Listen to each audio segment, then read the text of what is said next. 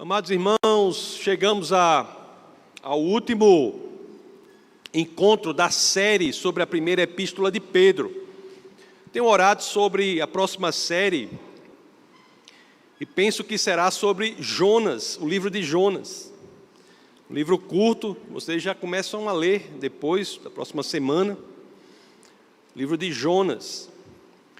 Então hoje é o último dia em que faremos a exposição da carta de Pedro. Que carta poderosa, né? A primeira epístola de São Pedro. Temas teológicos profundos foram abordados nesta carta e tivemos o privilégio que o Senhor nos deu de sermos todos expostos às Escrituras, abordando os temas mais profundos da teologia e da fé. E hoje falaremos sobre os últimos versos do capítulo 5, falaremos sobre os versos 8 a 14. Mas ocorre que os versos 12, 13 e 14 são os das saudações finais. Quando ele termina a carta, nos versos 12, 13 e 14, ele faz suas saudações finais. E para que vocês não fiquem sem abordá-los, eu tomei a decisão, gostaria de pedir a compreensão de vocês, para que iniciemos sobre esses três últimos versos das saudações finais, e depois nós voltaremos à parte mais teológica, que é a parte do verso 8 a 11. Então falaremos agora sobre os versos 12, 13 e 14 do capítulo 5 da primeira de Pedro, são as saudações finais, e após esse momento, para que vocês não fiquem sem algum entendimento, nós voltaremos à parte teológica para que terminemos a mensagem poderosa desta epístola que é direcionada a todos os cristãos. Dito isso, é que eu peço que, claro, assim querendo, abramos as Escrituras na primeira de Pedro, no capítulo 5, no verso 12, nas saudações finais, vamos enfrentá-las para que, conforme disse, voltemos depois à parte teológica propriamente dita. Então, na primeira de Pedro 5,12, as Escrituras dizem assim, isso é Pedro terminando sua carta. Com a ajuda de Silvano, a quem considero irmão fiel, eu lhes escrevi resumidamente, encorajando-os e testemunhando que esta é a verdadeira graça de Deus, mantenham-se firmes na graça de Deus. Silvano aqui, amados irmãos, é o amanuense de Pedro, que amanuense é o secretário, copista, o escrevente, o escriturário, o ajudante de Pedro. Pedro ditava a carta e Silvano escreveu. Essa Silvano é alguém relevante na história cristã, ele inclusive acompanhou Paulo na sua segunda viagem missionária, lá até o livro de Atos não precisa abrir, mas Atos 15, 40 se refere a Silvano nessa segunda viagem missionária, só que se refere pelo nome curto dele, Silas, mas é o mesmo Silvano que escreve a carta de Pedro. Então, na primeira de Pedro 5,12, ele diz assim, mantenham-se firmes na graça de Deus, e esse tema, que é um tema teológico, será o que nós enfrentaremos hoje, quando voltarmos aos versos que são teologicamente profundos, que iremos abordá-los. Na primeira de Pedro 5,13, Pedro manda saudações daquela que está na Babilônia e de seu filho espiritual Marcos. Vamos ler a primeira de Pedro 5,13. Aquela que está na Babilônia, também eleita, envia saudações, e também Marcos, meu filho. Marcos aqui é o evangelista, Marcos, um dos biógrafos de Jesus Cristo. Mateus, Marcos, Lucas e João são as 4 biografias que nós temos de Jesus de Nazaré, os 4 evangelhos, e Marcos é um dos evangelistas, filho espiritual de Pedro. É interessante que Marcos nunca conviveu com Jesus propriamente, e a informação que ele coloca no seu evangelho é em grande parte proveniente da convivência que ele teve com seu pai espiritual, que é Pedro. E aqui Pedro também manda saudações da parte do evangelista Marcos. E fala da Babilônia, A Babilônia, aqui pessoal, não é a Babilônia, mas é a forma como se referiam antigamente a Roma. Interessante que a literatura judaica, cristã e a própria literatura romana, muitas vezes se refere a Roma como Babilônia. Roma era conhecida por Babilônia por sua riqueza material e pobreza moral.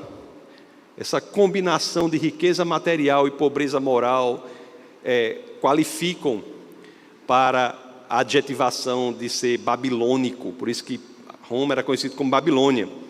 Agora você pode perguntar, e quem é aquela que está na Babilônia, que também manda saudações a que Pedro se refere? Pronto. A carta diz, aquela que está em Roma, está na Babilônia, né? Se você me perguntar, eu acho que quem manda saudações também é a esposa de Pedro. Eu digo isso com base na 1 aos Coríntios 9:5, em que o apóstolo Paulo diz assim, 1 aos Coríntios 9:5, o apóstolo Paulo diz assim: não temos nós o direito de levar conosco uma esposa crente, como fazem os outros apóstolos, os irmãos do Senhor. E Pedro, em suas viagens missionárias, levava a sua esposa, e ela manda saudações aqui também. O verso 1 de Pedro 5,14 diz assim, que é o último verso, né, das saudações, o último verso da carta, diz assim: saúde uns aos outros com beijo santo, de santo amor, paz a todos vocês que estão em Cristo. Que os cristãos se expressem em amor santo, né? E ao final ele termina: paz a todos vocês que estão em Cristo. Isso é uma saudação poderosíssima, uma forma interessantíssima de terminar, né? Desejando o shalom que só é encontrado no Senhor. Nós sabemos, irmãos, que nós não podemos contar com a paz que está no mundo, mas apenas com a que é encontrada em Cristo Jesus. Em Cristo podemos ter paz, apesar das circunstâncias, né? No meio da correnteza, das tempestades, dos terremotos. Em Cristo nós encontramos o shalom, a paz do Senhor. Então só quis dedicar esses minutos à explicação desses últimos versos, que são as saudações finais, para que possamos ter dito que tivemos o privilégio, todos nós, de sermos expostos à carta de Pedro por completo. E voltemos agora ao primeiro verso do texto base, que é aquele que traz o tema teológico. Para começar a abordar isso, eu já digo assim, e eu sempre me impressiono genuinamente, porque as Escrituras, elas nos levam a um equilíbrio. Sempre que nos levam a um ato que, à primeira vista, pode ser interpretado como extremado, depois nos trazem um equilíbrio. No domingo passado, nós vimos uma mensagem libertadora. Aquela pessoa que não esteve aqui, assista lá no YouTube. A mensagem está lá no youtube.com/licurgo. A mensagem do domingo passado foi uma mensagem libertadora. E a base dela aqui da domingo passado, foi a 1 de Pedro 5,7, que é o verso anterior ao primeiro verso do texto base de hoje. 1 de Pedro 5,7 diz assim: lancem sobre ele toda a sua ansiedade, porque ele tem cuidado de vocês. Foi sobre ansiedade, e no domingo passado nós vimos que a chave para a libertação de um dos males do século, um dos males que é a ansiedade do século, está ali, está em Deus, quando Ele diz: lance sobre mim toda a sua ansiedade, porque Deus tem cuidado de nós. A justificativa, o porquê, o que o qualifica como alguém sobre quem nós podemos lançar toda a nossa ansiedade, porque Ele tem cuidado de nós, porque temos confiança nele. E o chamamento ao equilíbrio agora é o seguinte: se nós entendemos que podemos jogar sobre o Senhor toda a ansiedade, porque Ele tem cuidado de nós, será que ao extremo isso nos informa que podemos viver neste mundo ingenuamente, sem prestar atenção nas coisas que podem nos atacar? Será que o chamamento à confiança em Cristo encontra sinonímia, é sinônimo, é igual a um chamamento à tolice? Se você pode entregar ao Senhor toda a sua ansiedade, você vai viver como se esse mundo não fosse mau, sem estar astuto, cuidadoso? As Escrituras trazem um equilíbrio isso, demonstrando que você deve confiar no Senhor, lançar toda a ansiedade sobre Ele, mas isso não é um chamamento à tolice, mas o contrário, é um chamamento ao conhecimento mais profundo do mundo espiritual. Esse é um chamamento ao entendimento de que há um inimigo de nossas almas que está nos atacando e que nós devemos crescer espiritualmente no entendimento das estratégias desse inimigo de nossas almas. Nós devemos conhecer como somos atacados. Existe, irmãos, o inimigo de nossas almas. Interessante que duas estratégias do inimigo de nossas almas principais, uma é dizer que ele não existe, e outra é fazer sua presença radicalmente presente. Mas eu me lembro que eu estava assistindo a Dennis Prager, que é um judeu, um intelectual, talvez um dos maiores intelectuais judeus da atualidade. E na visão de mundo judaica, né, do judaísmo, o inimigo de nossas almas não é tão presente. Eles não acham assim. E Dennis Prager, um grande intelectual, conhecedor do judaísmo, ele dizia assim: olha, eu estou quase que cedendo, porque sem a existência do Satanás eu não consigo entender, não consigo dar um sistema intelectual à maldade que eu vejo no mundo. A maldade do mundo é inexplicável se não houvesse o Satanás. Existe sim, amados irmãos, essa realidade espiritual que nós devemos ser conhecedores dela e preparados nas Escrituras para enfrentá-la. A realidade espiritual é anterior à material. A vida cristã é um chamamento à sobrenaturalidade. E nessa realidade espiritual anterior à material, existe o inimigo de nossas almas, contra cujas investidas nós temos de estar absolutamente preparados. É nesse contexto de dizer que você confia no Senhor, pode jogar sua ansiedade sobre Ele, mas isso não é um chamamento à tolice, ao despreparo. Isso é um chamamento ao entendimento, o crescimento do entendimento da realidade espiritual e ao crescimento espiritual de nós mesmos, para que entendamos como devemos estar preparados para enfrentarmos as setas que nos são lançadas por aquele que é o inimigo de nossas almas. É nesse contexto que nós vamos entender o primeiro verso do texto base de hoje, que é a primeira de Pedro, capítulo 5, verso 8. Veja o que as Escrituras nos orientam a fazermos diante dessa realidade. Olha que a primeira de Pedro 5,8 começa dizendo: estejam alertas e vigiem. O diabo, o inimigo de vocês, anda ao redor como um leão, rugindo e procurando a quem possa devorar. O chamamento é para que acordemos, para que vigiemos, estejamos alertas, sejamos vigilantes. Alerteza, sobriedade, é ter uma visão correta da realidade.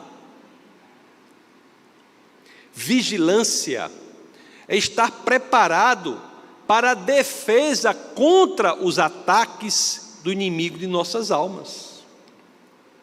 Interessante que o apóstolo Paulo, em sua primeira epístola aos Tessalonicenses, ele nos faz a mesma observação, na primeira aos Tessalonicenses 5,6. Primeira aos Tessalonicenses 5,6. Portanto, não durmamos como os demais, mas estejamos atentos e sejamos sóbrios. Por que devemos ter essa postura? Porque o nosso chamado enquanto cristão é para que estejamos atentos, sejamos sóbrios, estejamos alertas, vigiemos, não sejamos tolos, ingênuos, naivos. Por quê? O verso que lemos dá uma resposta. A 1 de Pedro 5,8 responde. Voltemos a 1 de Pedro 5,8. Estejam alertas e vigiem. E aqui está a justificativa. Por quê? Porque, amados irmãos, o diabo, inimigo de cada um aqui que é cristão, anda ao redor como um leão, rugindo e procurando a quem possa devorar. Amados irmãos, o diabo é como uma fera, segundo diz as Escrituras, que está ao redor querendo nos destruir. Você imagina o impacto dessa analogia. Imagine, o diabo é como uma fera, um leão, ao nosso redor, procurando espaço para nos destruir. Analogia profunda, Eu acho que talvez muito mais profunda foi, ou sentiram os contemporâneos de Pedro. Quando Pedro escreveu essa carta aqui, vocês estão lembrados? Quem era o imperador da época era Nero. Nero utilizava cristãos como tochas vivas para iluminar os seus bacanais. E ali no Coliseu, o que é que acontecia? Havia espetáculos em que os leões atacavam e devoravam cristãos. E aqui Pedro nos esclarece, irmãos, o diabo é como esses leões que fazem a mesma coisa, só que com consequências eternas, já que o ataque é espiritual. O diabo é como um leão que está ao nosso redor, procurando um espaço para nos atacar, só que muito pior do que era no Coliseu, porque ele quer nos atacar com consequências eternas, pois esse ataque é espiritual. Agora, irmão, vem o maior ensinamento das Escrituras. Você que é cristão, ciente dessa realidade, de que o diabo é como o leão ao seu redor, querendo tragar você, lhe destruir, matar, roubar e destruir. O que você vai fazer diante dele? Você vai ter medo dele? Você vai fugir dele? Tem gente que tem o medo maior do mundo do diabo. Tem cristão que se pela de medo do diabo. Será que as Escrituras dizem que é para você fugir dele? Será que elas dizem que é para você correr? Será que elas dizem que é para você tentar se esconder? Está com medo do diabo, puxa o lençol para cima da cabeça e fica ali. É isso? As Escrituras nos dizem o que fazer no verso subsequente ao que lemos, 1 de Pedro 5,8. Vamos ler 1 de Pedro 5,9. Diante dessa realidade que existe, que é sobrenatural, vamos ver o que temos de fazer em frente ao diabo. Primeira parte da 1 de Pedro 5,9 diz: resistam-lhe, permanecendo firmes na fé. Amados irmãos, a resposta bíblica do que nós devemos fazer diante do diabo, do Satanás e de toda coleção de coisa ruim que possa parecer não é fugir, estar cambaleante sobre as próprias pernas, ter medo, ficar tremendo feito vara verde, ficar bem pequenininho, ficar correndo de um lado para o outro. Não! Resposta bíblica é resistir. Resistir. Mas resistir de qualquer forma? Não. De uma forma específica que está aqui nas Escrituras. Permanecendo firme na fé. Amados irmãos, isso é um divisor de águas na vida de muita gente medrosa do diabo aí. Resistir. Vocês conseguem ver a lógica disso tudo? Porque nós não somos chamados ao medo. Porque nós não somos chamados a fugir do diabo. Se você foge com medo do diabo, você não está agindo biblicamente.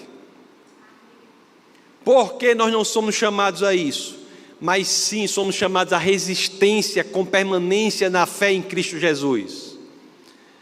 Resistir, permanecendo com a fé em Cristo Jesus. A fé é como um condutor, é um tubo que você se conecta a Cristo Jesus.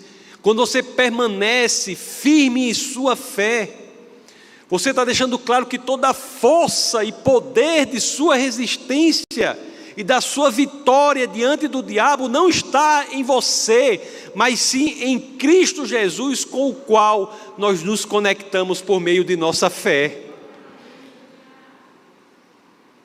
A fé faz com que sejamos vitoriosos e poderosos em Cristo Jesus. Mas irmãos, preste atenção, o chamamento é a fé, é o posicionamento em fé, Em Cristo já vencemos o diabo e por isso resistimos aos seus ataques. A primeira epístola de João, no capítulo 4, no verso 4, o apóstolo João diz assim, presta atenção no que está dizendo aí, tá bom? Presta atenção no que está dizendo aí. Filhinhos, vocês são de Deus e os venceram, porque aquele que está em vocês é maior do que aquele que está no mundo.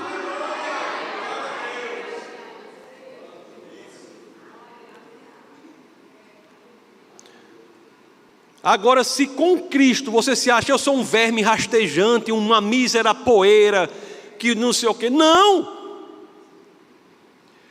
O apóstolo Tiago coloca isso de forma mais clara.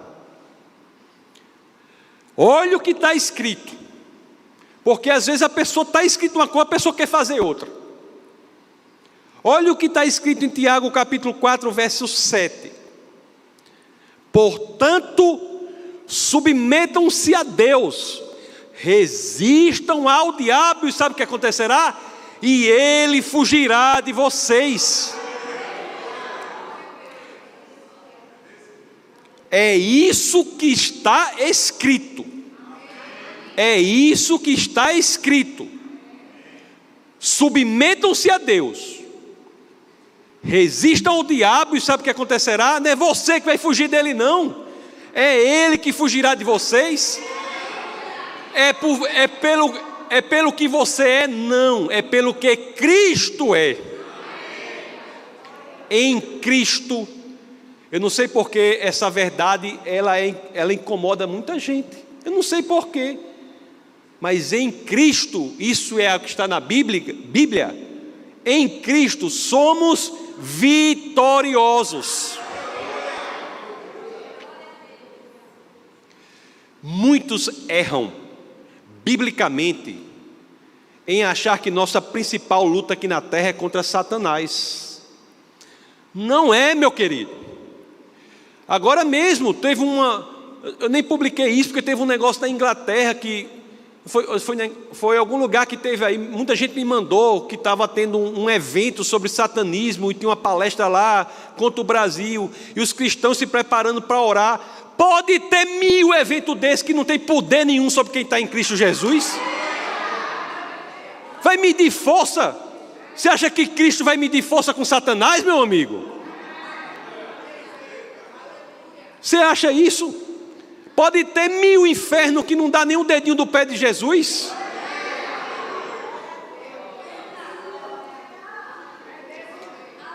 Agora existe uma batalha a ser lutada aqui na terra. Não é contra o Satanás, não é contra o mal. É a batalha que as Escrituras nos ensinam. A batalha aqui, e é grande, e é de cada um aqui, é pela firmeza na fé. Esta é a batalha bíblica de todo cristão. Está firme na fé.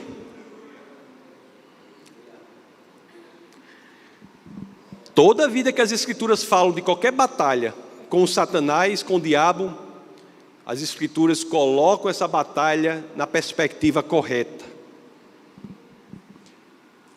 A passagem conhecida do apóstolo Paulo na carta aos Efésios, vou ler aqui, fala da armadura, né, que os crentes devem usar. Vocês conhecem essa passagem? Fala que nossa luta não é contra pessoas, mas é contra forças espirituais, força do mal, né? Falam isso, fala aí, forças do mal nas regiões celestiais. Agora ela diz algo interessante aqui, e fala da fé. E diz, vamos ler Efésios 6,16. Olha o que diz, quando as Escrituras falam de uma batalha contra o Satanás e o diabo, coloca na perspectiva correta. Efésios 6,16.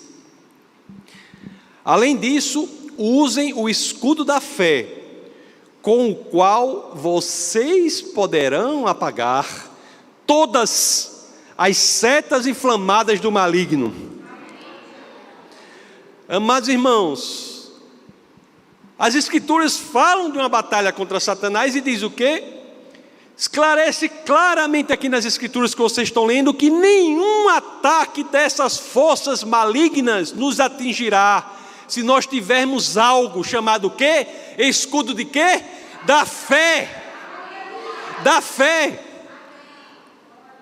São quantas as setas inflamadas do maligno que esse escudo pode apagar? Quantas? 1, 2, 1000, 1 milhão? Não! Todas as setas, todas. Se nós mantivermos o escudo da fé, é o que está aqui. Pelo amor de Deus, leia o que está na Bíblia. Mantendo o escudo da fé, apagaremos, sabe quantas? Todas as setas.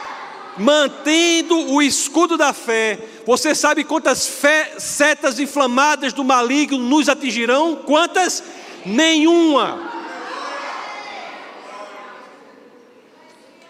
A questão se resume a uma, amados irmãos. Essa é a sua experiência cristã, está disponível para você. Agora é claro, se você não quiser agir pelo seu próprio entendimento, se você quiser agir de outra forma, você terá o privilégio de ter o seu próprio entendimento como aquele em que você agirá.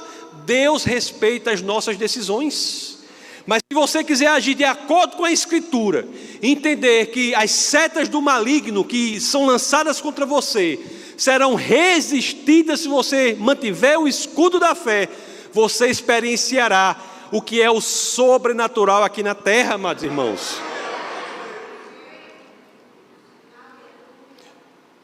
A questão é, permanecemos firmes na fé, como diz Pedro, ou estamos com o escudo da fé, como diz Paulo?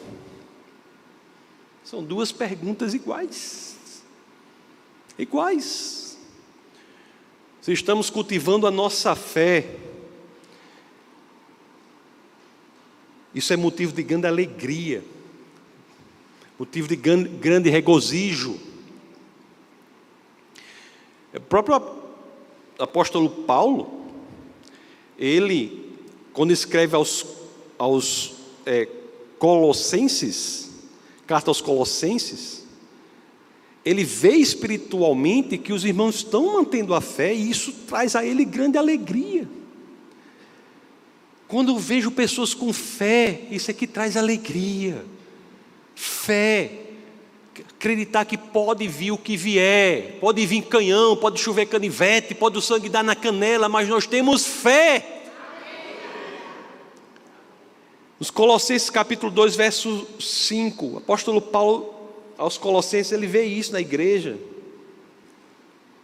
e ele diz assim, porque, embora esteja fisicamente longe de vocês, em espírito estou presente, aí diz, e me alegro em ver como estão vivendo em ordem, e como está firme a fé que vocês têm em Cristo.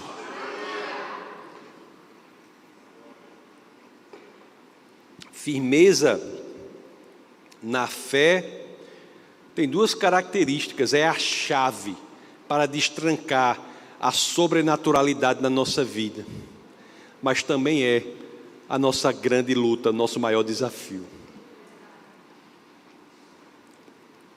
Firmeza na fé. Lemos a 1 de Pedro 5,9, voltemos a 5,8 aqui, que eu quero lhe dizer uma coisa. Quis voltar agora para aprofundar a analogia. 1 de Pedro 5,8, estejam alertas e vigiem, o diabo, o inimigo de vocês, anda ao redor como leão, rugindo e procurando a quem possa devorar. Mas irmãos, deixe-lhes fazer uma pergunta, peço-lhes licença para fazer uma pergunta. O leão, na selva, ele tem algumas presas que são mais fáceis do que outras. O leão, na selva, que está ao redor, como é que diz aqui as Escrituras? Rugindo e procurando a quem possa devorar. Esse é o leão na selva. que ele faz é rugir e procurar quem pode devorar. Existe alguma presa que é mais fácil? Os doentes e fracos, os recém-nascidos, os bebês, os desgarrados do grupo. Conseguem ver? Na lógica espiritual, é exatamente assim. Há, irmãos, grande fragilidade nos que estão com a saúde espiritual abalada. Há grande fragilidade nos que insistem em se manter como bebês espirituais, em que cultivam o mimimi, não querem avançar, não querem se aprofundar, não querem estudar, não querem se debruçar sobre as Escrituras. As pessoas se tornam frágeis. Há grande fragilidade nos que se afastam da igreja. Essas são, amados irmãos, as presas fáceis, ou mais fáceis, do inimigo de nossas almas. Atenção, irmãos, com os irmãos que estão nessas situações. Eu conheço vários que dizem assim: não, nós fazemos o culto doméstico, está tudo bem. Não precisa. Muitos que não se dedicam à leitura minuciosa das Escrituras, ao estudo da palavra do Senhor, muitos que não oram ao Senhor, muitos que não se alimentam com as coisas que são de Deus, mas substituem isso pelo alimento das coisas que são opostas às coisas de Deus. São estratégias perversas, amados irmãos. Nós temos que falar sobre isso, que o Satanás utiliza para nos enfraquecer na fé e, portanto, baixar nossa guarda e, portanto, nos tornar presas fáceis.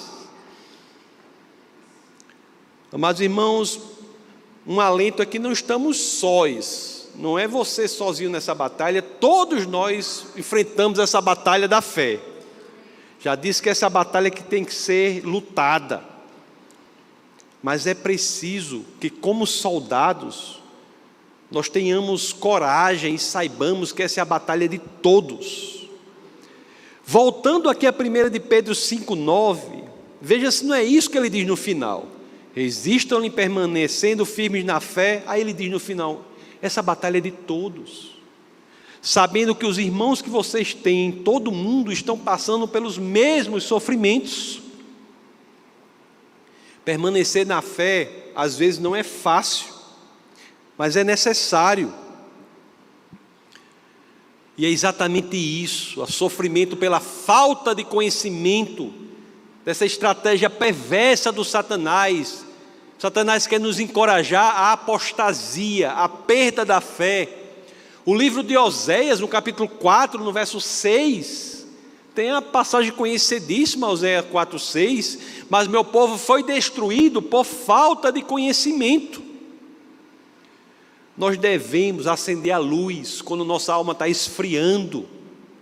Essa igreja é fundamentada no crescimento, no conhecimento da palavra do Senhor, mas em crescimento em intimidade com o Espírito do Senhor. Se a sua alma está esfriando, acenda a luz. Você pode se tornar uma presa fácil. Amados irmãos, o caminho mais seguro para o inferno, o caminho mais seguro para o inferno é aquele em que a pessoa caminha achando que está indo para o céu.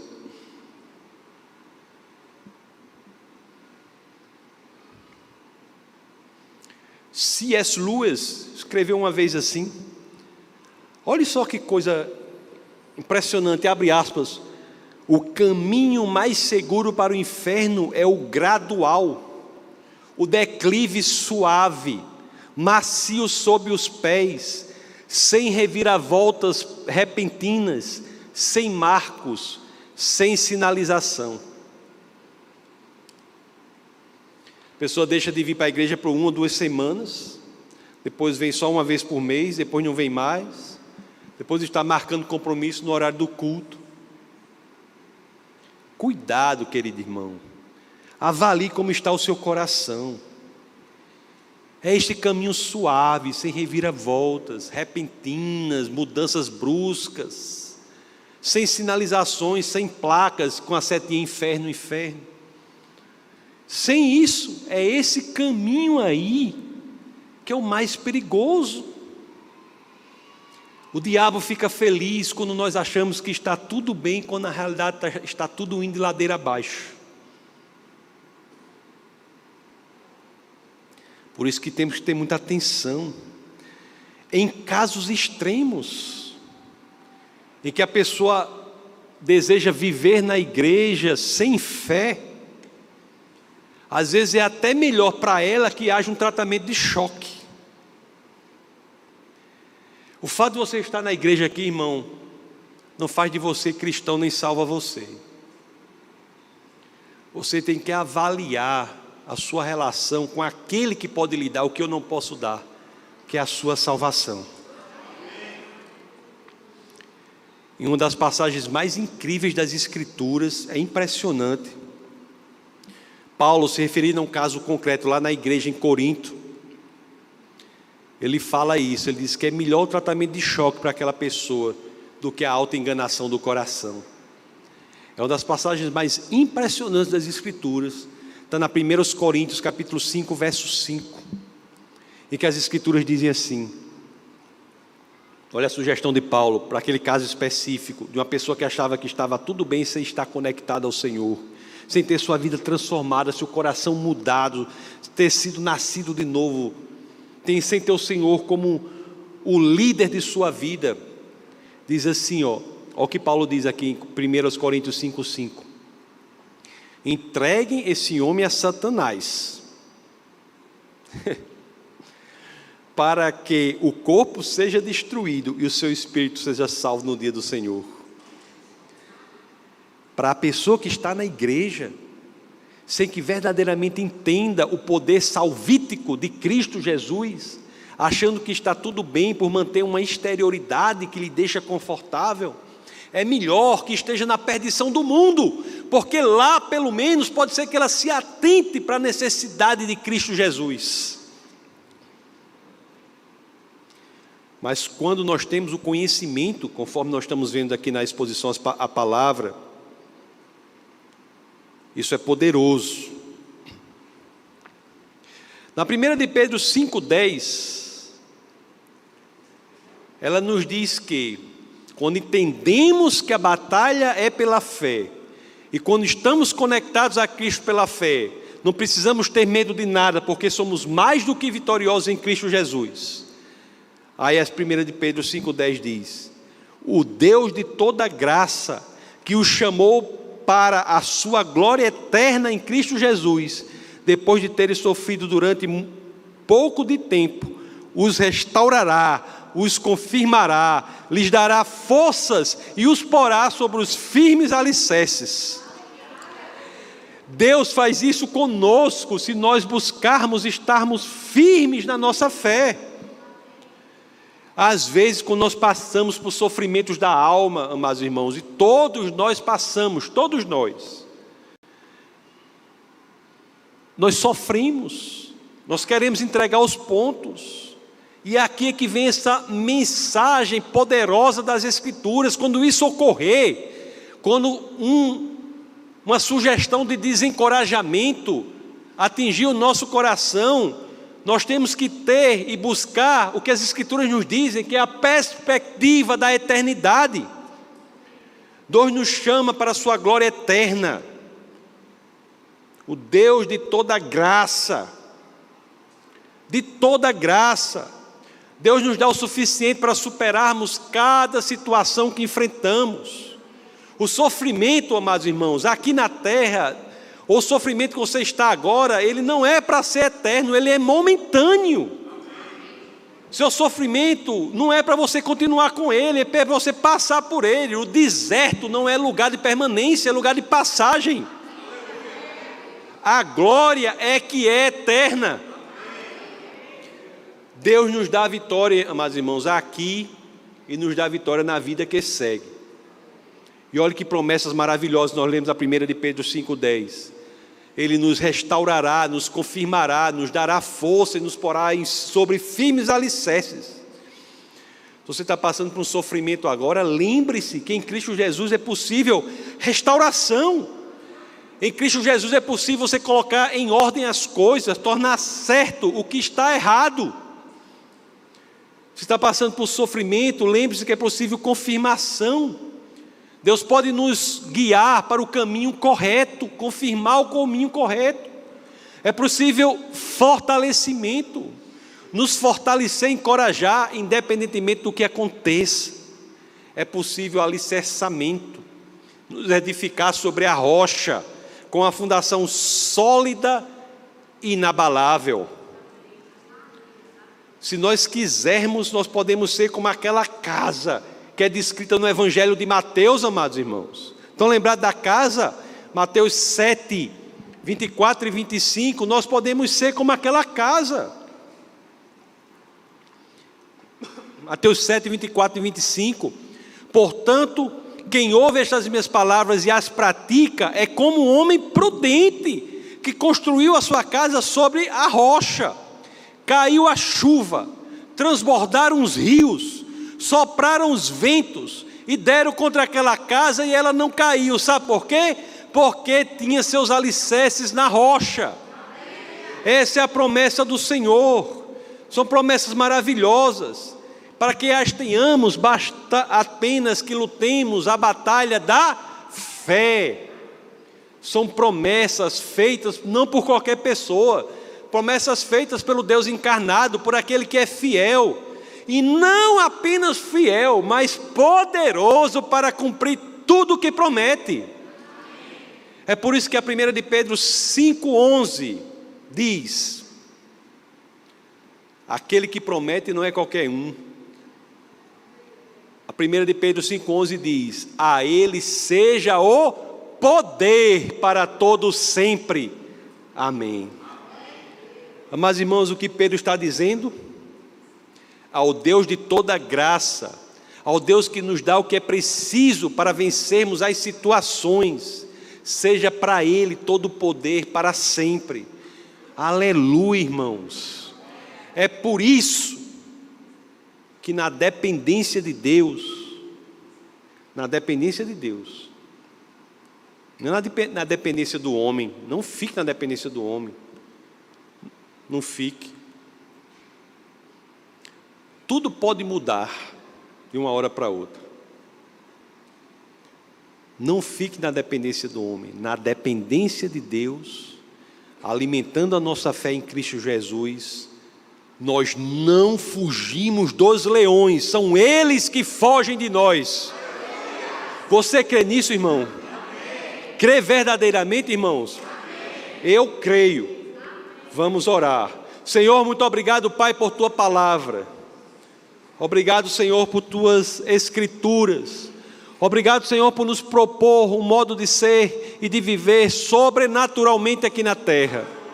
Obrigado, Deus, pela realidade sobrenatural que se impõe, a naturalidade do mundo. Obrigado, Senhor, por nos mostrar que diante dos problemas que nos aparecem, temos que focar na eternidade. Temos que focar no que nos é proposto, que sabemos que uma vez conectados com Cristo e cultivando a nossa conexão com Cristo por meio de nossa fé, nós já somos mais do que vitoriosos, antes mesmo de entrarmos nas batalhas. Que nós não entremos, Senhor, como derrotados, mas como vitoriosos, sabendo que em Cristo Jesus há um poder sobrenatural para submeter o diabo. Senhor, um poder sobrenatural para resistir a todas as setas inflamadas do inimigo de nossas almas. Há um poder sobrenatural, Senhor, proveniente daquele que é o Deus encarnado, para que possamos levar adiante aquilo para o que somos chamados. Possamos todos levar adiante a palavra da salvação e a palavra de vitória para tantos que precisam dela. E é no nome de Cristo Jesus, no nome do Deus encarnado, do Logos, que tabernacula entre nós, daquele que é o Deus missionário, que veio reconectar o homem a Deus. É no nome dele no nome de Deus que veio e morreu por nós, pagou o preço em nosso lugar. Oh Deus maravilhoso, que amor profundo, no nome daquele que nos amou tão profundamente, que deu a sua própria vida, o seu próprio sangue, para comprar a nossa salvação. No nome do Cristo, nome poderoso, nosso Senhor e Salvador, que todos aqui, unisonamente, dizemos amém. Amém. Sejam abençoados, amados irmãos, na prática da palavra do Senhor.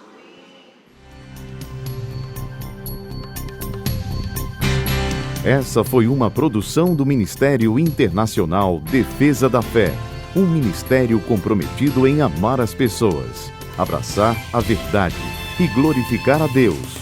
Para saber mais sobre o que fazemos, acesse defesadafé.org.